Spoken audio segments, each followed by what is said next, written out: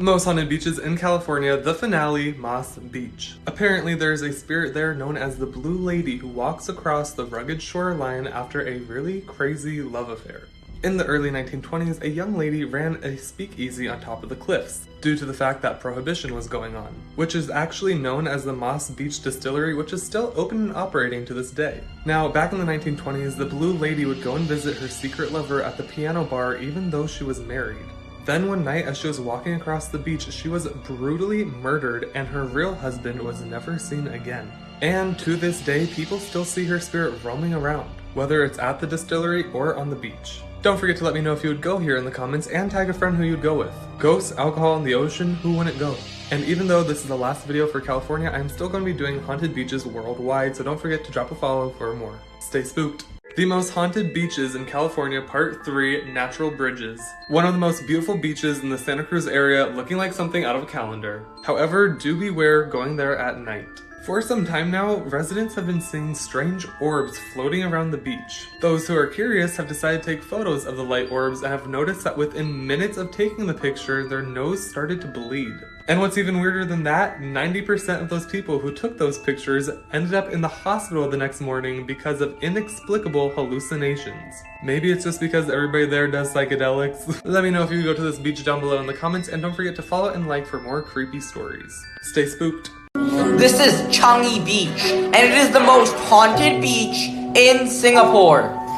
This is because one of the first massacres of the Suk Ching operation actually took place on Changi Beach, where 66 Chinese men were killed by a firing squad on February 20th, 1942 during World War II. Plus, Changi Beach is famously known for its paranormal encounters during the nighttime. Plus, the beach is actually haunted by the screams and cries for civilians who were killed by Japanese soldiers on Changi Beach. So, would you dare travel to Changi Beach? Leave your answer in the comments.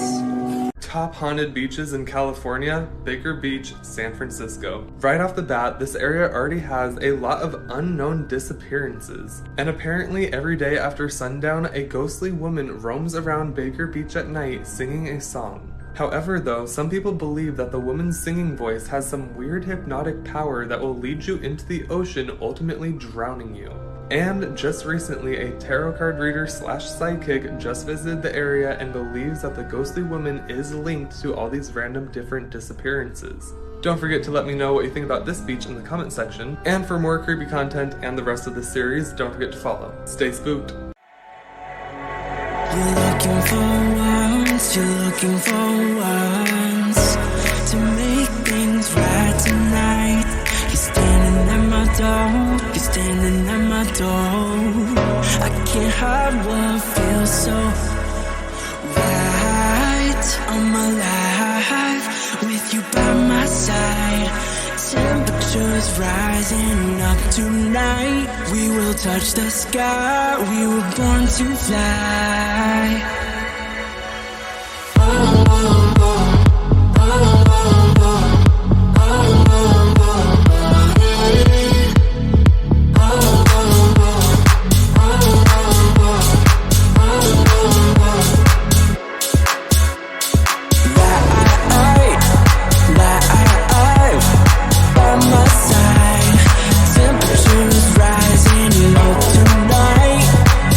Most haunted hotel in every state. Episode 9. The Don Cesar. St. Pete Beach, Florida. Built in 1924 by a wealthy young Londoner named Thomas Rowe. The Don Cesar stands out as the most spectacular hotel among the dozens that line the St. Pete shoreline. Dubbed the Pink Lady, it towers over the beach like a modern-day Barbie dream house, known for its historic nature and reputation for catering to the rich and famous. The Don Cesar has also developed a reputation among fans of the paranormal. According to legend, the hotel is said to harbor the spirits of a pair of star-crossed lovers bound eternally by their love for one another. Shortly after the turn of the century, Rowe traveled to Spain, where he met a beautiful Spanish woman named Lucinda. Their love would soon blossom along the shores in a beautiful pink beachfront hotel. The couple vowed to marry and return to the hotel for their honeymoon. But sadly, it was not to be. Lucinda's mother did not approve of the union and forbid her daughter from marrying Roe. Heartbroken, Roe set his sights on America. In 1924, he purchased 80 acres of land and began work on the hotel. Named after the protagonist of the opera they attended on their first date, the hotel was designed to mirror the one in which the two fell in love. Roe would spend countless hours watching the shoreline, hoping for Lucinda's return. Unfortunately, the two would never be reunited in life. The massive hotel soon found favor among America's rich and famous. The Don Cesar would go on to thrive for several years, but began to decline following Roe's sudden death in 1940. Left without a clear direction, the hotel would soon fall into disrepair. During the Second World War, the hotel would be converted into a military hospital. In 1969, the Don Cesar was vacated and left abandoned.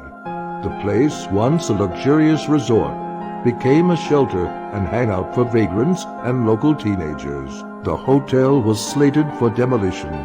This decision was met by vehement opposition from local residents. Their demands to keep the hotel in business were met when the Holiday Inn purchased the hotel and finally reopened its doors for good in November of 1973.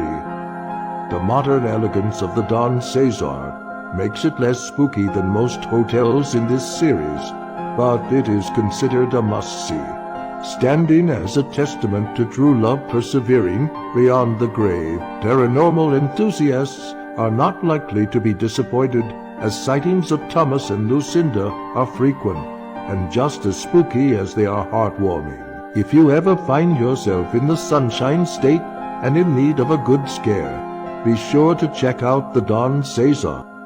As always, this is your ghost host reminding you to beware of hitchhiking ghosts.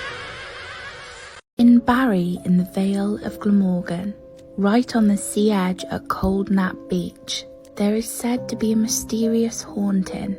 Reported multiple times has been a black dog running along the pebble beach, and it's sometimes seen as a cloud around the feet of people passing by. First reported in 1997 and last in 2013. There's still a chance that you could see this dog if you visit Cold Nap Beach.